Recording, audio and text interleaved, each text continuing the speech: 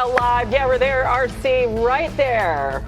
There we are. Over there? I was just trying to figure out because you made me lower my chair because you constant chair lowering. Yeah, she was just like, hey, you're kind of tall, Dan. And then everybody in public's God. like, oh, you're so much taller than I thought. Yeah, just Hannah got to sit on the floor. This is crazy. Oh my gosh, Last week, not Nina! this week. Nina, why can't you be here to help me? I wish you were. But anyway, there she is. don't She's wanna like, deal with us. Nina's like, I'm perfectly comfortable just where I am. Okay. Can we call this a highlight last night? Thursday Night Football? It's what I don't you know. make of it. It's It's you what know you what? make of It's it. 40 seconds of video, Dano. That's what it is. Highlights. Broncos and Raiders. Yeah. Okay. So Ashton Genty. Almost a doink, but not a doink. It could change the Raiders season. Just so close. What a game. See?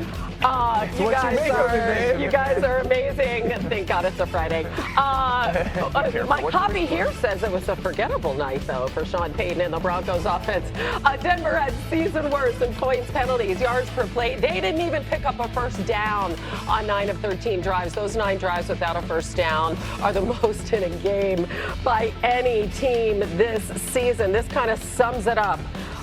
For both teams, there were more penalties than first downs. Isn't that exciting? Yeah. 11 penalties, 10 first downs. And Bo Nix looked kind of jumpy, Dan. What were you seeing there?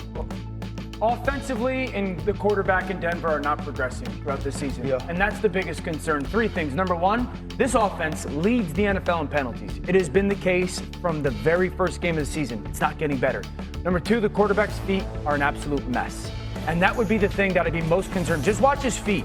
See how closed off his hips are? They're pointed to the tight end. That's why he misses that throw to the edge. Again, just pay attention to his feet. This time, they're pointing down the middle of the field. Now he has to swing all the way to the sideline. There's a throw that's 2 or 3 yards off. This is the worst one of the night. It's in the red zone. He takes off running right now. Why?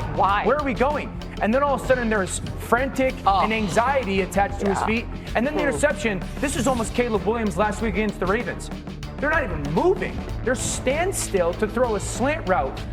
For the whole season, Bo Nix's feet have been this anxious, frantic, unsettled state.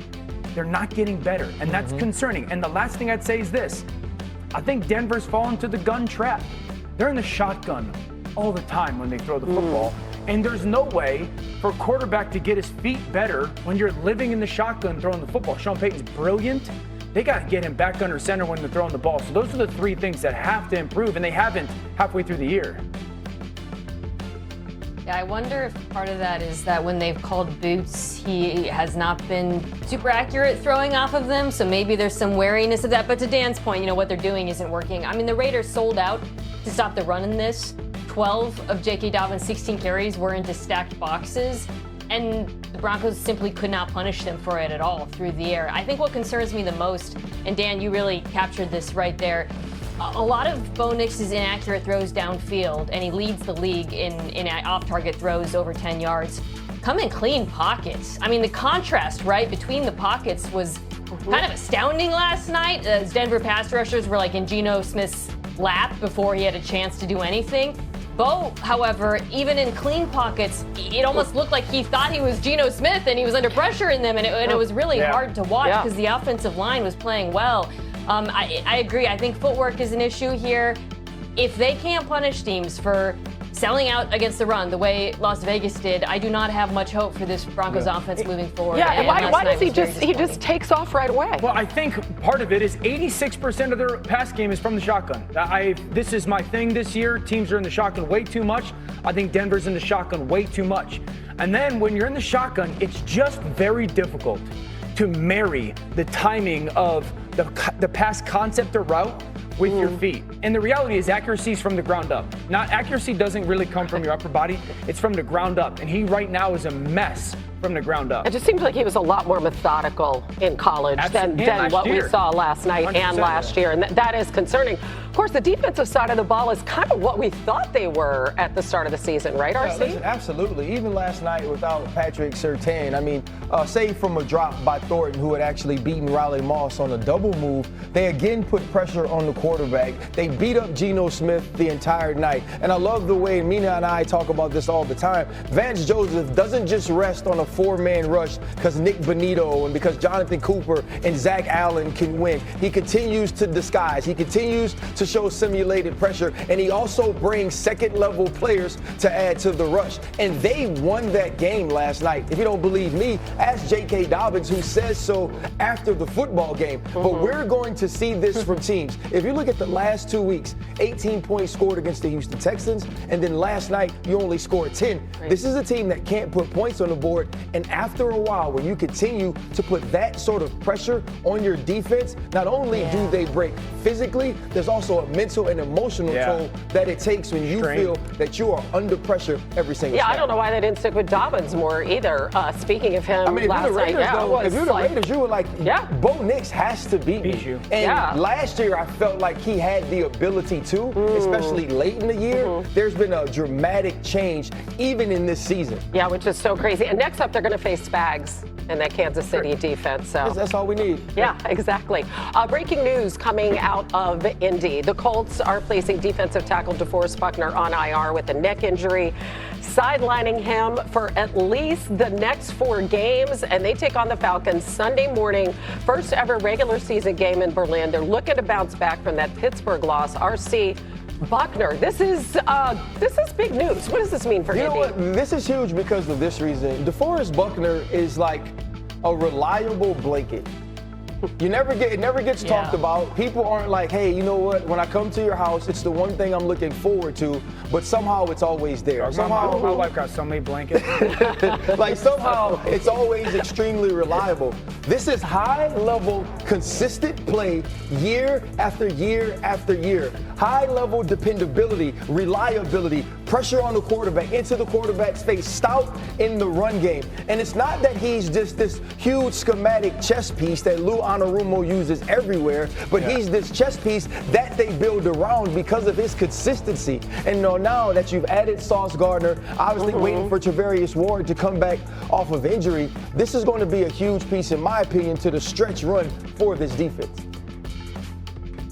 Yeah, I love how you put that. He's just been good forever, his entire NFL career. He's so reliable, and to lose him, it is a really big blow to the 4-man rush. You saw his double right there. He consistently ranks in the top 10 in the NFL. I think Laiatu Latu really has taken a leap this season, their first-round pass rusher from last year, but he also benefits from all the attention paid to Buckner.